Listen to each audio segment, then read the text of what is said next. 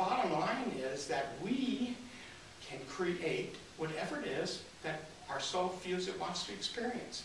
Now, you may disagree with this, because you'll look at the world and people say, hey, Angelo, look at the world. Look at all the wars that are going on. There's poverty, there's people without work, this and that and this and that.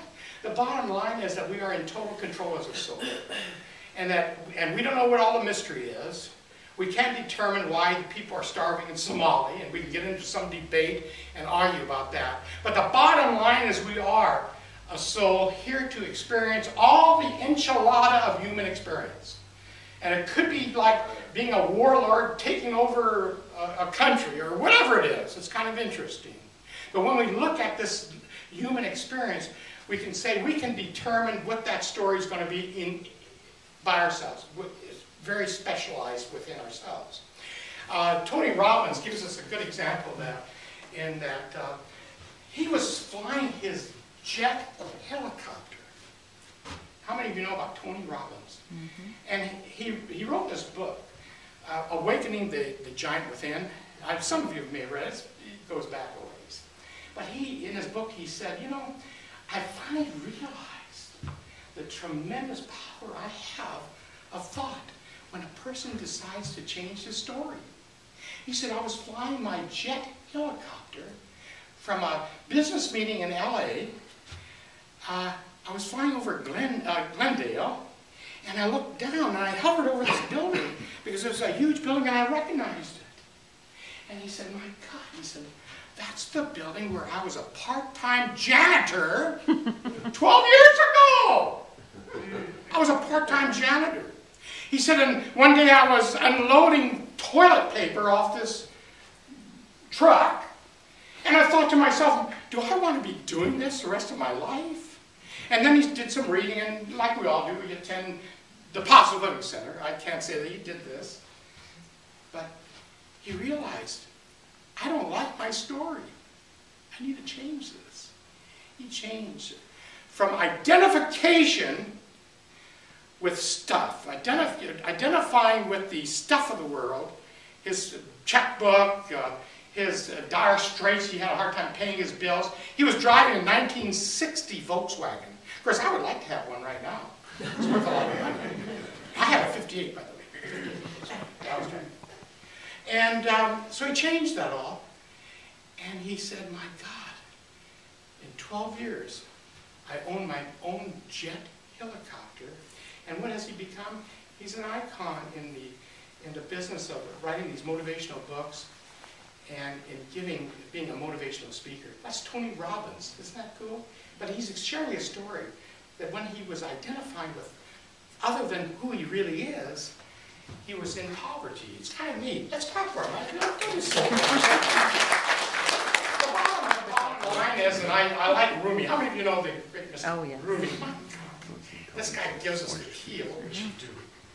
And I have his quote here. I was going to try to do it on my own. But then Rumi's going to tell me I'm going to nail you, Pizelo, if you screw up my quote, so I'm not going to do it on my own. Remember the deep root of your being. Remember the deep root of your being. Rumi is talking about identifying.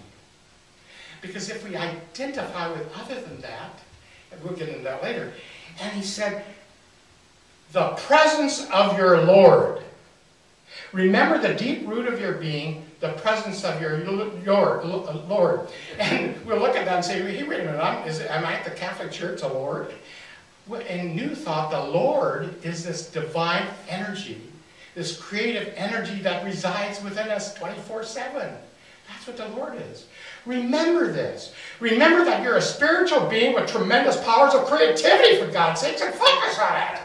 Now, he didn't say that. That's the way I would have said it. I'm sorry. Give your life to the one who already owns it, that owns your breath. Give your life to the one who already owns your breath and your moments. Interesting. If you don't, you'll be wasting the treasure of your life and foolishly ignoring your dignity and your purpose. That is absolutely awesome, isn't it? And it's the key that we're talking about during this month of May. My gosh, we're in charge. We have this divine energy, this the Lord within, or whatever you want to call it, big sweetie. I don't care what we call it. When I'm facing a difficult situation, I'm not alone, and I don't have to go it alone. As Linda was saying today, if you want to move, if that's important to us, then what are you going to do about it? We're going to focus on that power within that will create all the synergistic situations that will cause us to move. If not, we'll still be here. And so if all of us decided, hey, it's time to move, and we talk to Big Sweetie and we say, it's time for us to get out of here, and just put that in, I call it the energy field of intention. We always have to put a label and stuff in New Thought. The energy field of intention. And so we put it there and let it grow. It's like planting a seed. And so the bottom line is, and I keep saying that today, I'm going to look at this and say, God, Angelo, would you stop talking about the bottom line? Last month was the month of transformation, and so we looked at this idea of self-esteem, and I shocked some of you. Some of you talked to me about it, because I kind of bad-mouthed it. We always say, oh, that kid's acting like that because he's got a low self-esteem. No. That kid's in a gang because of his self-esteem. That gang represents power to him. We're not talking about low self-esteem. Come on. He's got too much self-esteem.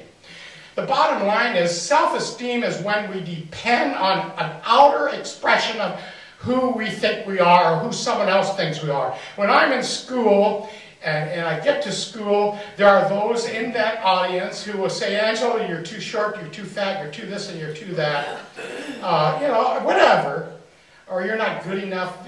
And we learn from our parents, we listen to all that, and we develop what we call a self-esteem. It's a value that we place on ourselves based on the opinions of someone else. And then as we get older, we think self-esteem, we're really worthwhile if we have a neat house. I have some friends and people who do not have a house or even an apartment. They live out in the street, for God's sakes. And so does that make that person not worthy? And so basically we're talking about transcending this idea of self-esteem. Our checkbook, our titles, and all that stuff means squat to us. And so if we identify with that stuff, we're selling ourselves short, we're going it alone.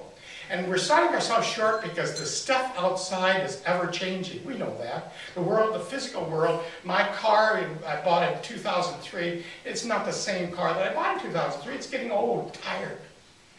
And this building was nice probably, what, 150 years ago? But